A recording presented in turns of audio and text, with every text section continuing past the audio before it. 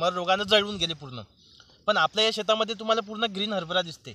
याचं कारण एकच आहे की बी लागवड करताना बियाणं जास्त सोडलं, म्हणजे एक अंदाज होता की मर रोगाचं, त्या हिशोबाने आपण बियाणं जास्त सोडलं। आणि या शेतामध्ये पोटॅश आहे ना टाकलेलं नाही आपण, या शेतामध्ये पोटॅश माती परीक्षणामध्ये जास्त होतं, म्हणजे जे नत्राचं आणि स्फुरदचं प्रमाण पाहिजे त्या हिशोबानेच दिलं, तर एकदम ग्रीन आहे हरभरा आता सध्या। आणि अपेक्षा आहे इथं चांगलं उत्पादन घेऊ। एकदम जवळ घेसाल कॅमेरा, जवळ घे। बघा मित्रांनो कसे फुटवे फुटले याला।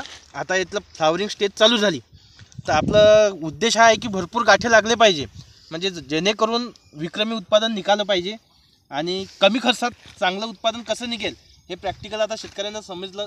जे शेतकरी आपल्यासोबत जुळले ते पूर्ण मनापासून जुळले, भरपूर शेतकरी जुळत आहे आणि ज्याची गरज आहे मित्रांनो तेच गोष्ट फक्त शेतकऱ्यांना सांगितल्या जाते।